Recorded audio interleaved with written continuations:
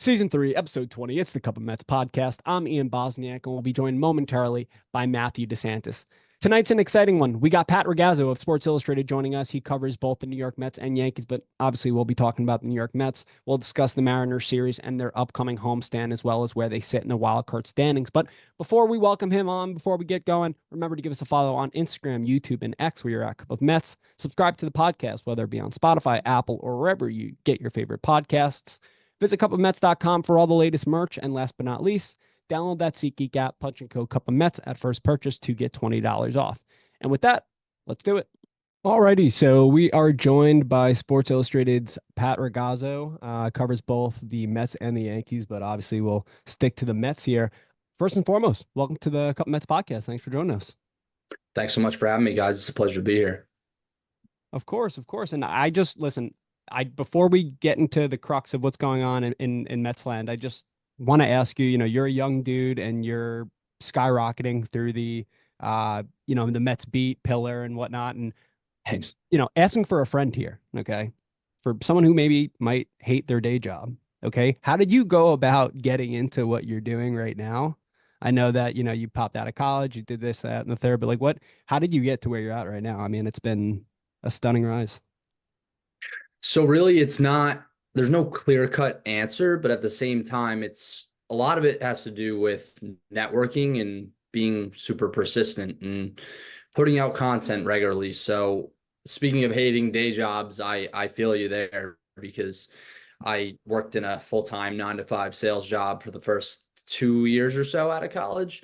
And I was actually blogging part-time for Mets Merized Online, which is a pretty popular Mets blog on the internet. And I just kept building up that portfolio and expanding my network. And a couple years later, the Mets site for Sports Illustrated was vacant. They had nobody running it and it was not operational. And after contributing part-time for a couple of years to the New York Giants site at Sports Illustrated and the New York Yankees site, as well as blogging for Mets Merized, I pitched relaunching their site for the Mets and wound up getting it about a little over 3 years ago. So I joined day-to-day coverage of the Mets and running that site in June of 2021.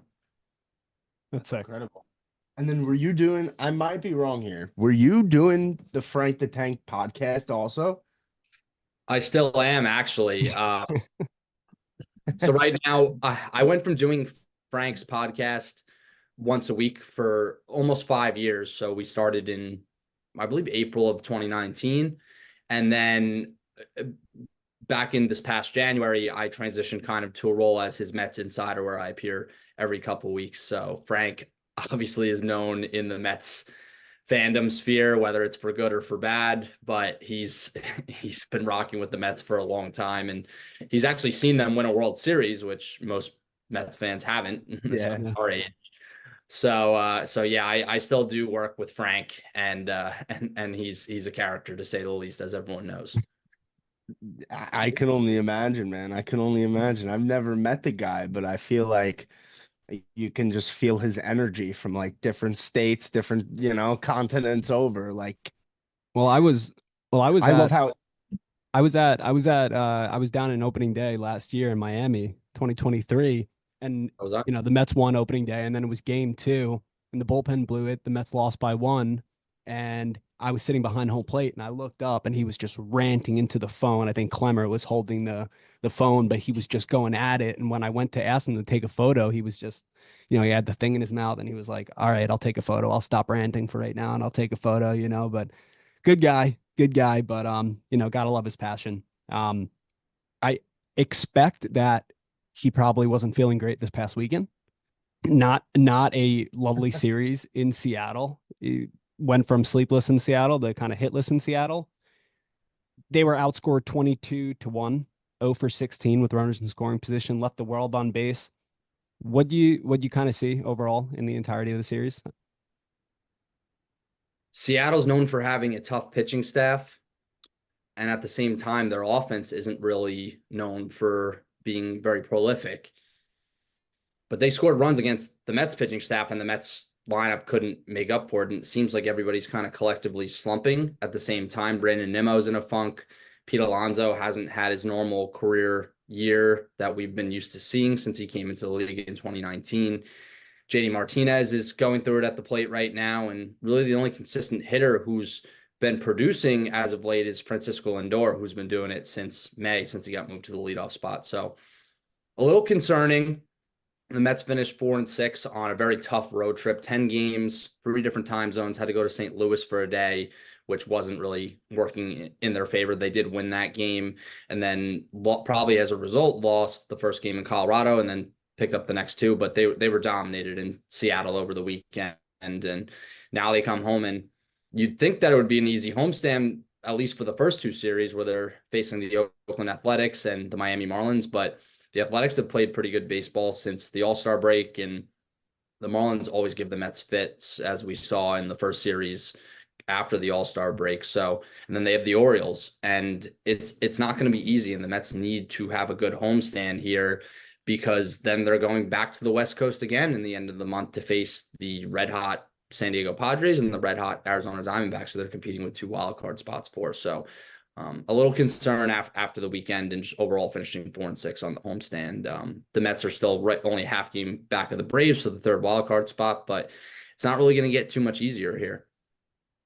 Yeah, for sure. And like, just quick, what do you like? What are your thoughts about like what's been going on with Severino? You know, giving up a lot of runs at a pretty high inning total right now, especially in the past years with the Yankees since 2018. I don't think that was, I think that was his last full season being healthy.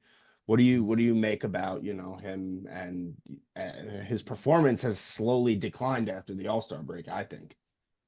Well, it's a good question because Luis Severino hasn't thrown a lot of innings given how much he's dealt with the injury bug over the last several years with the Yankees. He went from being their ace to being always injured, and it kind of could have worked in his favor in the first half of the season, given he's had a fresh arm, but it looks like he's hit a little bit of a wall here, and he did give up the 4 runs last night. Lindor rarely misses a play in the field, made an error, and then it wound up leading to 4 runs.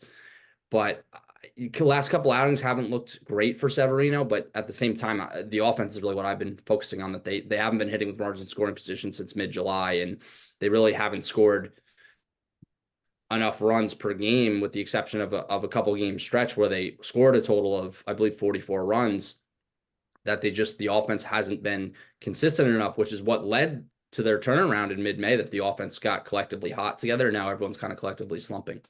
Yeah, and it's happening at probably the worst time possible. As you said before, you see these Padres, they're beating everybody. They're coming back on 7, 8 nothing games and they're winning. And like you said, the Miami Marlins aren't going to do us any favors. They play us hard. So realistically, I think the next few games is going to really define their season if they can go out there and take care of business first. The not so good teams, they should have went out there and was at least able to take care of business in Los Angeles versus the Angels, stuff like that. But they have to take advantage of these 6 games. What would you say the Mets should be leaving that 2 series is with? I think personally 5-1. Yeah, 5-1 is going to be tough. In the very least, 4-2. They can't really afford to go 500 against the A's and the Marlins in these next 2 series, given the tough matchups they have upcoming after these 2 teams. At the same time, they can't overlook these 2 teams, and they're no slouches, even though despite their records. But yeah, they need to at least break 4-2. 5-1 would be ideal, and I'd say that they'd be in a pretty good spot having to face Baltimore at home. Absolutely. And Matt, good question. Regarding Sevi, I mean, I definitely think that the innings total is kind of creeping up on him, maybe showing I mean, again, last night his fastball looked great. I mean, he was pumping 97, 98, but he wasn't able to consistently throw that breaking pitch. So definitely something to keep an eye on. Hopefully he can regain that composure on the mound, because the Mets definitely need him down the stretch. You mentioned the offense, Francisco Lindor. Yes, they've been up and down all year, but Lindor has kind of been that cog since being moved to the leadoff spot. For me right now, when I look at the lineup, I think myself, and we're missing Rob. Rob's the other cog in the Cup of Mets trio here, but we brought up last week kind of who is that player in the lineup that kind of we all kind of need to see get going. I think Matt wanted to see Francisco Alvarez show a little bit more discipline at the plate and produce a little bit more like he should. I think I mentioned, I don't know who the hell I mentioned. It was either I think you Nimmo or mentioned Nimmo. yeah. I mentioned Nimmo. I mean, I think he's batting a buck 20 over his last 7 games or last 15 games or something along those lines. Who do you think the linchpin is in this lineup right now for those who you mentioned that are struggling that can kind of help propel them in the direction that they want to go offensively speaking?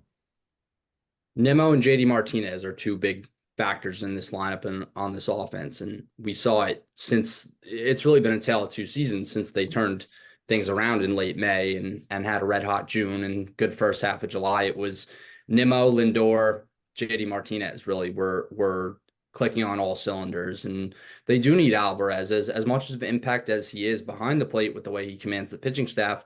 His bat is very vital in this lineup, and he's really been in a cold stretch, and he's taken the next step this year, but at the same time, his power numbers are down, which is a little bit of a surprise after he hit 25 home runs as a rookie last year. So all those guys who you mentioned are super important to the Mets kind of righting the ship here, getting back on track and making a serious push for a wild card spot, because they have a legitimate chance, but at the same time, they aren't going to get there if their biggest hitters are all slumping at the same time and can't help them get there down the stretch here. Sure. And then, somebody else, Pete Alonso in the middle of the order. Yeah. He went on record the other day saying that he's on pace to hit 40 home runs. And, that wasn't perceived the greatest, but we all kind of knew what he was kind of getting at. What do you make of his season in its entirety? Obviously, he was looking to go out there and put up an Aaron Judge type season, entering a contract year. Hasn't done that so far. I think his values plummeted a little bit. Do you think that gives the Mets a better opportunity to re-sign him at the value maybe that they see him at when they were, discussing in extensions? Or do you think that, this is going to be it for Pete in the orange and blue? It's tough to say because Pete's made it clear that he wants to stay. The Mets have indicated that they would like to keep him long-term. But at the same time, last year when Billy Epler was at the helm as the general manager, he offered Pete a $158 million extension around the All-Star game in 2023, and Pete said no. Now Pete's represented by Scott Boras, who always, of course, encourages his clients to go to free agency, test the waters, and is going to be looking for the highest bid. But at the same time, the Mets, it was a different regime, but at the same time, the Mets might not be offering him what was on the table last year. And maybe it could work to their favor, but at the same time, it could also indicate a breakup because Pete's going to go out there and look for what he values himself at and what his representation values him at versus what the Mets value him at. And he's a franchise cornerstone, could wind up being the best offensive player in Mets history. But he hasn't had a really good year. And I feel like maybe the pressure of the contract situation might be weighing him down, but it's just been odd that he hasn't hit well with runners in scoring position for the first time in his entire career. And his power numbers are down. His OPS is down. So just overall kind of a bizarre year for him. And we'll see whether it affects his free agency or not. Definitely. Yeah. The runners in scoring position is absolutely abysmal. Joe. Yeah. But a big one for me, what I'm thinking about this line, who has been so huge in this lineup, is Mark Vientos. What do you think about his ankle injury? Is this going to be something that's going to loom over him? It's a little early to say. The off day kind of hopefully will work in the Mets' favor. That's what they're banking on. They didn't seem too overly concerned about it when Mendoza spoke about it after the game last night when they got swept. But Vientos has been one of the most important hitters in the Mets lineup since he took over the third base job in May. And they are going to have to hope that he's okay. And then it's just really nothing more than soreness and not a sprain or anything more serious than that. Because he's put up more than a pretty good year. And his first actual chance at getting extended time in the big leagues and regular at bats in the big leagues. So I think the Mets are kind of just crossing their fingers here. There's really probably no reason to be super concerned at the moment, but at the same time, you don't know how it's going to play out, how it's going to respond, how it responded on this off day, and then we'll see if he's able to get back in the lineup last night. But he's been in a bit of a slump lately as well. Yeah, but I'm praying for that ankle. Switching gears quickly from the offense to the bullpen, and then we have a quick little 1 minute segment that we like to do with our guests, and then we'll let you go and enjoy your Monday night. The bullpen. Okay. We saw the first domino fall the other day. Okay. There were three relievers coming back: Reed Garrett, Sean Reed Foley, and Daniel Nunez. Nunez, Reed Foley, give and take. We're not really, I mean, you probably have more insight than I do, right? Of who's going to probably come back first. But we saw Alex Young get optioned for the return of Reed Garrett. What's going to occur with Sean Reed Foley and Daniel Nunez? Obviously, a lot of people are throwing Adam Ottavino's name on the chopping block. They also have Danny Young that has an option, but he's the only left-hander in the bullpen now. They have a Reed Garrett. He has one more option left, but I don't know if you want to do that. Like what are they going to do to fit all these pieces in the puzzle? I don't think Reed Garrett's spot on the roster is in jeopardy right now. I mean, they just got him back and he struck out 3 batters the other night in his first appearance back from the IL. And I think with Garrett, it was more so of overuse. He had 42 innings by July 9th, and that's when he went down with the elbow inflammation and missed about a month, which is probably more than they expected him to be out for. But now he's back, and he did look good in his first appearance back. And Adam Ottavino is a job that might be in jeopardy here, because you already saw the Mets were willing to part ways with Jake Diekman, who was a major disappointment. And Ottavino did put in 7 straight scoreless appearances, but at the same time, he's had a really rough year. And Reed Foley was good in his 20 or so innings before he landed on the injured list in June. And Daniel Nunez has been the Mets' most consistent reliever since he really became a mainstay in late May. So Mets are going to have some tough upcoming decisions to make. I think Danny Young is probably the easy move that they'd have to make, considering he does have an option and he's one of the lower leverage guys in the bullpen. But yeah, Ottavino's job is one that might be in danger with both of those guys on the way back. It's crazy. It's crazy because, the other thing too is we haven't seen past regimes operate like the ones, currently, instituted.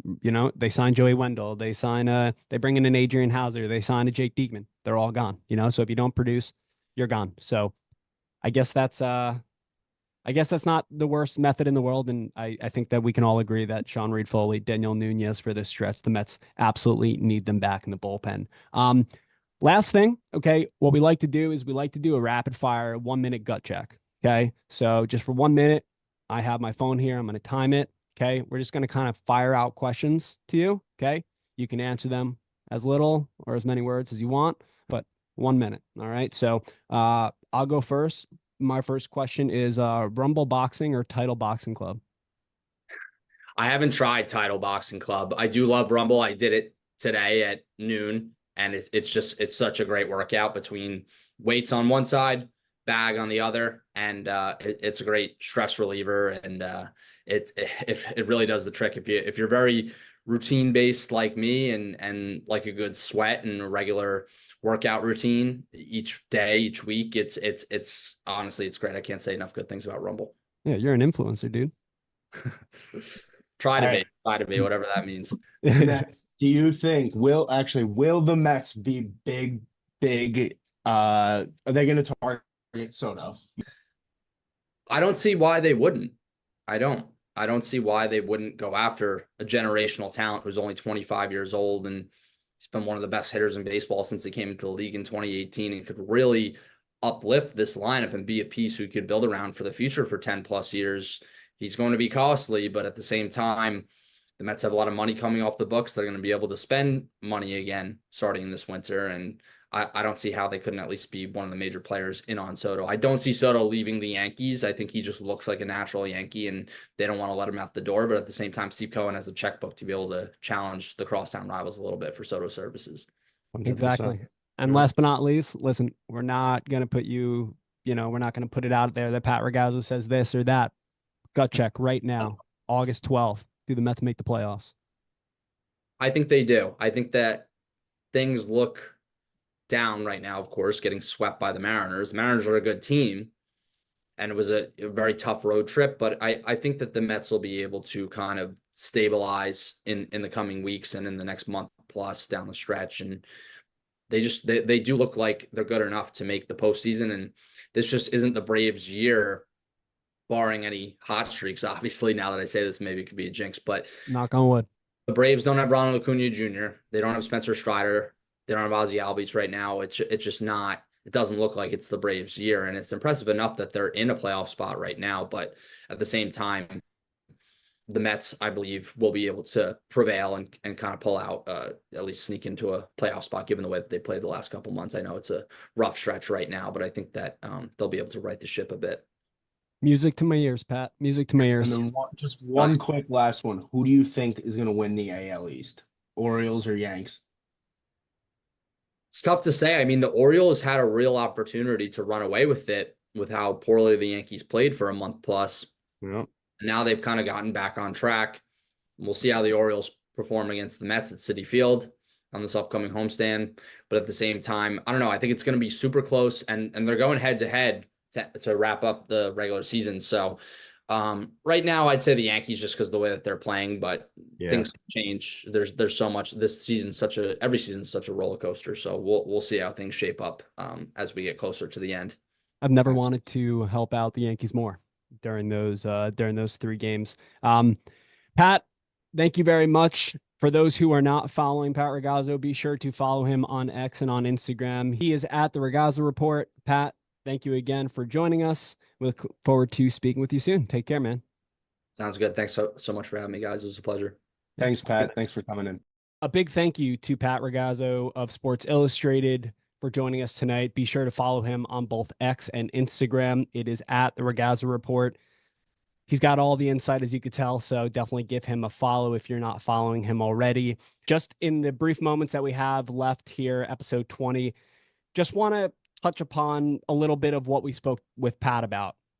We're in the thick of the wild card race, the dog days of summer, August 12th. Thankfully, the Mets have off, but it was a long road trip, okay? Multiple stops, 2 West Coast trips. With the way that San Diego and Arizona are currently cruising, do we think that the Mets are, let's be blunt, do we think that the Mets are set up for a postseason run at this point in time? You're seeing what's going on with Severino. The only one that's really throwing the ball consistently really, really well right now, I'd say, is Sean Manaea and David Peterson. Those two are the guys that are kind of consistently giving you, but do you think the Mets did enough to bona fide themselves in this wild card race? I don't think so. And I mean, San Diego was going out there and they were buying any player they wanted because AJ Preller, if he doesn't win this year, he's probably getting fired. So, but I think that those 2 ball clubs are set up better for a postseason run than we are. I wasn't a big fan of trading away big prospects at the deadline. It's already unfortunate to see Tyler Stewart killing it for the Nationals, so it stings a little bit. I know. What I find is crazy is that, it's only been a week since we've last spoken, but the Phillies also have been kind of struggling, and we've seen the likes of the Dodgers struggle as well. So the Diamondbacks and the Padres, especially the Padres, as you said, they emptied their farm system for essentially their current bullpen. Teams like those, they're actually creeping up on the division heads in the Dodgers. So there was a brief moment in time there where the Mets were 7 back of the Phillies, and we were kind of saying to ourselves, shit, the Mets could maybe make a run at the Phillies. Bryce Harper wasn't hitting. They had a couple injuries. Pitching staff wasn't doing as well. Zach Wheeler was getting hit hard a little bit. Again, things can still turn. You never really know. But right now, I think that the reason why I'm saying that is I like the additions. We've spoken about them in the past, and we spoke to Pat about it. But just seeing what the Padres did, they have a deep lineup. They have a good rotation. And then you add that bullpen. Arizona, they add that bat and Josh Bell. They add that bullpen arm and AJ Puck, and they're going on the same run. That's like, it's almost like right now we're fighting with the Braves, and then you have the Cardinals and the Giants who are also breathing down our necks in a way.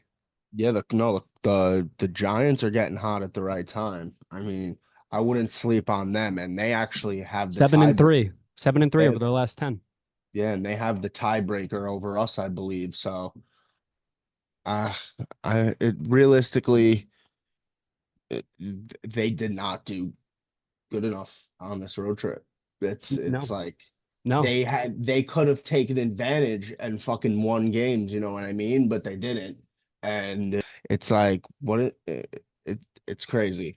Even And if then you got even the Diamondbacks have like Merrill Kelly that just came back, so that's big for their rotation. Yep. It's even if they could have just gone 5-5 on the damn trip, taken one more in Los Angeles, taken one more in Los Angeles, or maybe not come out flat in the first game in Colorado. You know what I mean? And it's funny too because we recorded hours after the Mets shut the Cardinals out in their little one game stint last Monday. And we were saying to ourselves, okay, they rebounded nicely after losing 2 of 3 to a team that they should have taken the series. And then they go out and they lose the first game to Colorado, and then obviously getting swept this past weekend in Seattle. And that brings up another question where, again, we spoke about the path. The Mets were outscored 22-1 in a 3-game set, 0 for 16 with runners in scoring position. You look at the pitching staff. The pitching staff of Seattle is incredible, and we've known it for a while. Even the guys that we didn't see, tremendous, right? Mhm. But you look at teams that generally go deep in the postseason, and you brought up before, Diamondbacks bring back a Merrill Kelly. He was integral to their run last year. And the Mets don't have this pitching. They don't have this starting pitching. Sure, they may have the depth, but they don't have that overpowering pitching. And I'm trying to, like Matt, if the Mets made the wild card, who would be your three-headed monster? Who would start game 1, 2, 3? You know what I mean? Honestly, like based on how they've been playing lately, maybe fucking Mania has one. But Like, you never know. They'd probably end up doing Sevy, Mania, Peterson. I don't know yeah. how they would go about it. But then what we spoke to Pat about before was we don't know where Luis Severino is going to be at that point because we see those innings creeping up right now, and it really may be affecting him. He's been getting roughed up over his last several starts. I know, and it's kind of sad to see because he was doing so great, and we could have gotten a fortune for him at the deadline. But and you hit the nail on the head with the innings stuff because he with the Yankees, I don't think he had a full season Since for like 5 2018. years. Since Yeah, 2018. but like I see people on Mets Twitter saying like 100 million over 5 years for Sevy this next offseason. I was like, his arm ain't lasting another 5. No, that's why I always said, look at what the Phillies gave Taiwan Walker. Something along those lines. Make it anywhere between 14 and 17 million dollars annually, a 3 to 5 year deal. That's what I would sign Severino up for, considering he knows how to pitch in New York. He looks healthy. I think at the end of the day, the best thing about it, even though he has given up 4 and 6 runs, respectively, in each of his last 3 starts, and has a 6.19 ERA in his last 7 starts. I think it's important that we recognize the fact that, knock on wood, he's going out there every 5th day and making his starts. We mentioned the fact that he hasn't pitched in a full season since 2018. He's thrown 133 and 2/3 of an inning this year. The last time he threw over 100 innings was 2022, and the last time that he threw above 102 innings was 2018. So you're bound to see it happen. I almost want to. And the funny thing is because he's still getting swing and misses. And last night, for instance, he was coming out, the ball was firing out of his hand. He was throwing 97, 98 consistently, and he still struck out 8 batters. So he's Yeah. still getting those swing and misses, but he's getting hit hard. And I'm almost wondering if maybe the Mets should have a plan in place for when Sevy starts moving forward to know that you have a guy like Jose Budo that can come out of the bullpen and give you 3 solid when you see over the course of the first 3 innings, let's say, that Sevy doesn't have it. So you can remove him, conserve those innings. Yeah. But then also put in somebody that's going to be able to give you a better shot to win, because right now Sevy's not really doing that for you. Yeah, and I mean, but I don't know if I'm touching Budo. He's looked great. Well, no, but he would almost Yeah. be like a piggyback starter, like a starter. Sevy's the starter, right? But then Budo's going the 3 or 4 innings. Again, he's also shown now to throw high leverage 1 inning situations and whatnot. So I guess maybe that's what you're referring to when you say you don't want to touch him. Yeah. But I don't know, man. You just look at some of these teams that are currently in the wild card hunt or even in the playoff hunt in general. We just got shut out by Logan Gilbert, Bryce Miller, and Luis Castillo. But those are generally the types of three-man rotations that you're going to see in the playoffs, right? So even the Mets lineup that we all deem is pretty deep, even though they've had their woes and their struggles as of recent. I mean, listen, man, you look at LA. Yes, we've taken them in a series, but they're going to throw Glass now,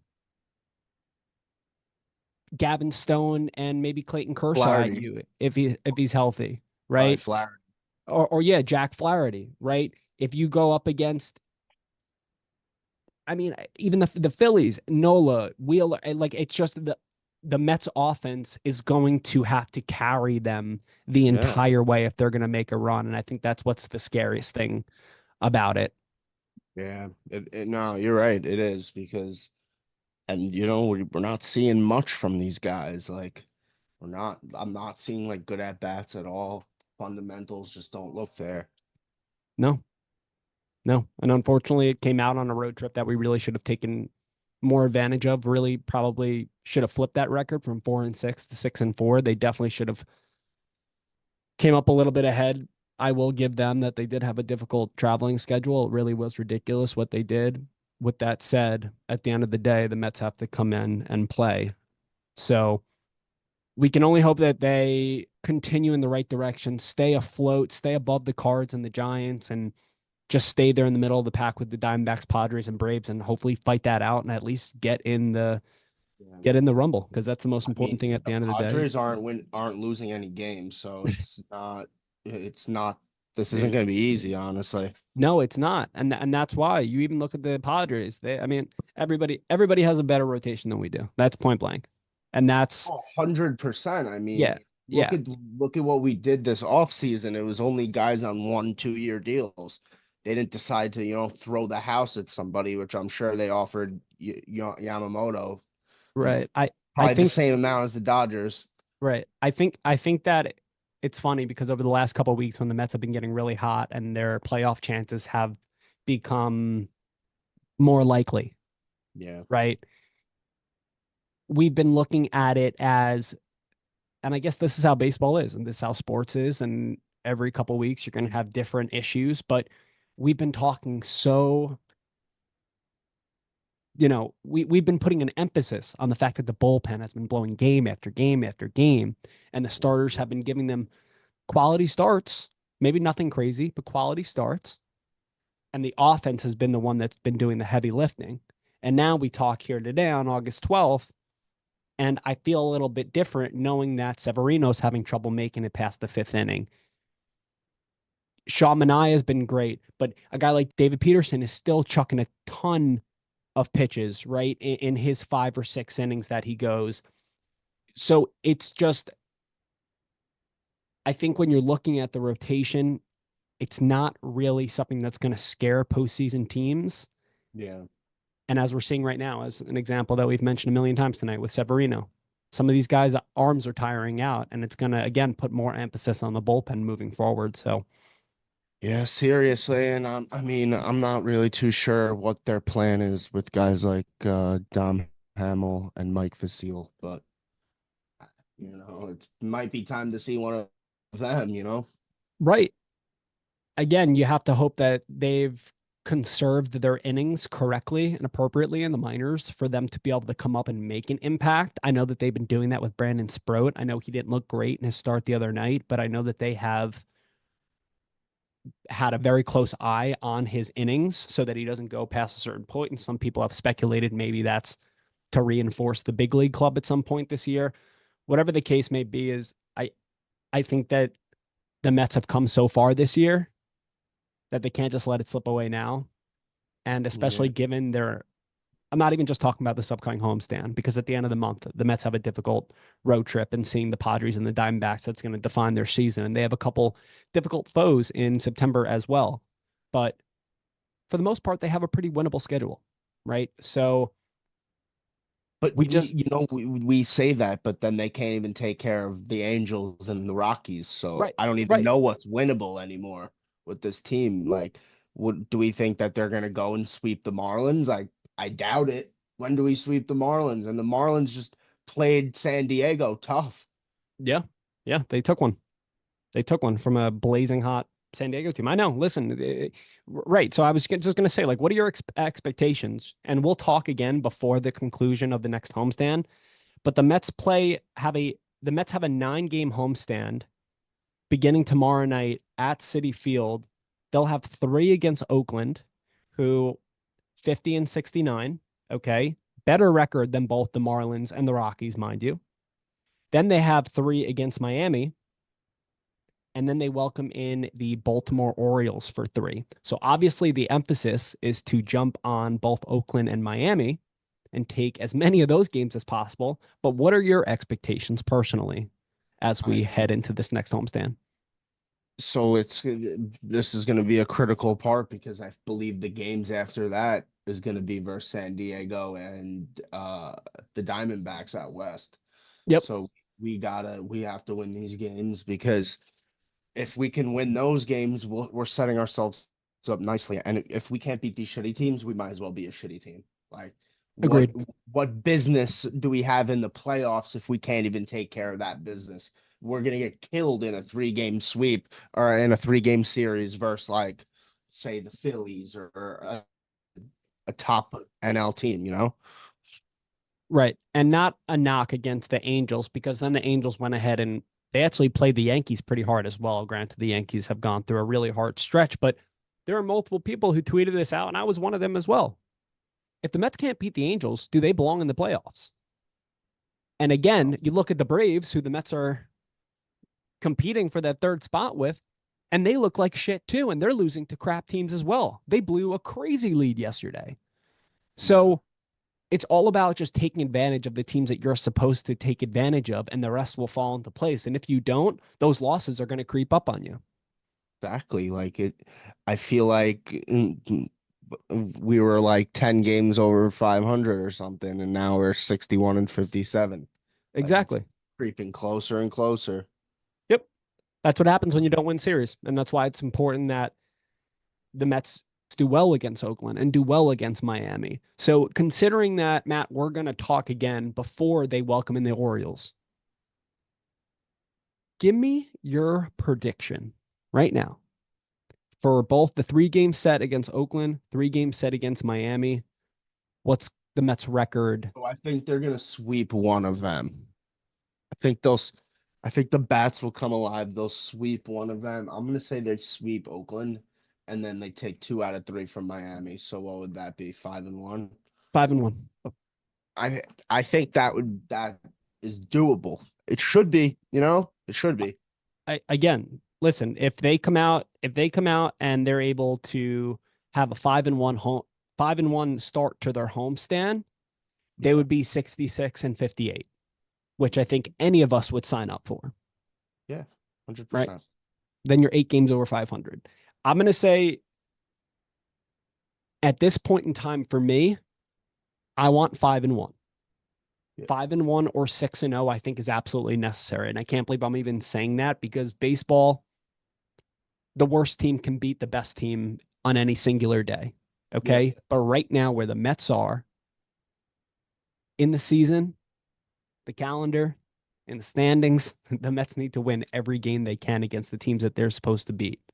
So if they only take 2 or 3, I'm going to be very disappointed. Exactly. And that's why I'm saying bare minimum, they have to get back up to 6 games over 500, and they have to win both series.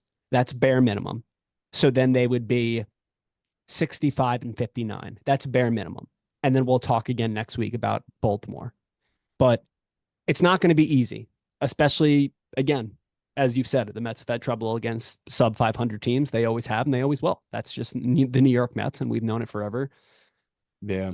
And, Miami always plays us hard. So there's no free win for the Mets, Absolutely not. You don't think that they want to shove it in our face and make sure that we don't see the postseason? Of course they do. Yeah, they would love that.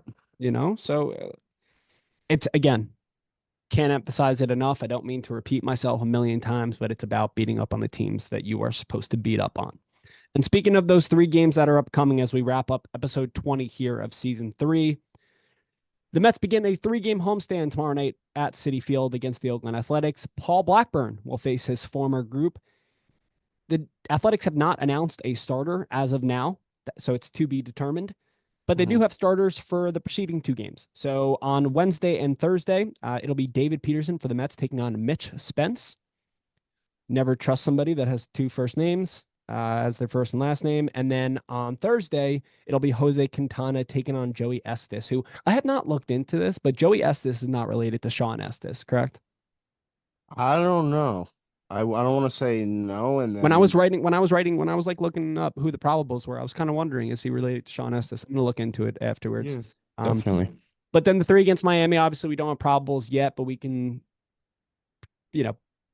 obviously say that we're going to see Severino, we're going to see Manaea, and most likely we'll see Paul Blackburn again. And then, as we mentioned 6 times already, we'll chat again before the Mets welcome in the Orioles.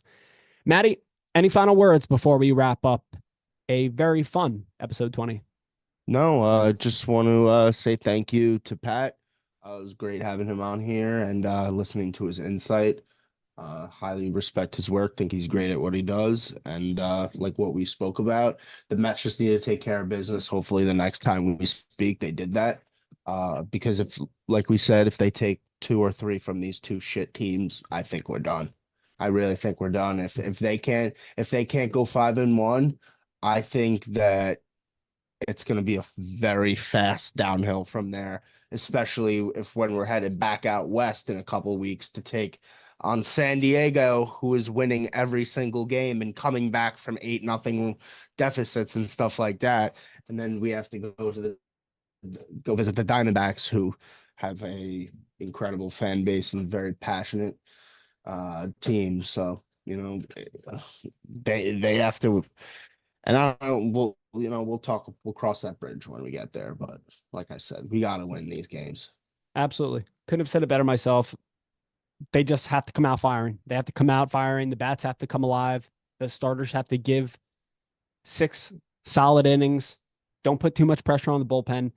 I won't go as far as saying, Matt, that if the Mets only win 2 or 3, the season's over. And I think that's the worst part about it, is that even if they only take 2 or 3 games, they'll still be right there in the wild card hunt and we'll still be on the edge. And I think that's what makes the expanded postseason fun, but also for Met fans, it makes us more sick because we're living and dying by every game, 162. And then you put us in a pennant race where 4, 5, 6 games over can get you into the playoffs, and we're just hovering around there. We can't really see our way out of that. But yeah, as you mentioned before, again, can't echo it enough. And thank Pat Ragazzo again for coming on and joining us. As you said, excellent to listen to his insight and what he thought about the Mariners series. And a quick reminder, just give us a follow on Instagram, YouTube, and X. We are at Cup of Mets. Subscribe to the podcast, whether it be on Spotify, Apple, or wherever you get your favorite podcasts. Visit cupofmets.com for all the latest merch. And last but not least, download that SeatGeek app if you haven't already. Punch in code Cup of Mets at first purchase to get $20 off. And for Matt DeSantis, and again, Pat Ragazzo, again, go follow him at Ragazzo Report on X and IG. I'm Ian Bosniak. Thank you very much for joining us. Episode 20 in the books. Good night, everybody. Good night, everyone.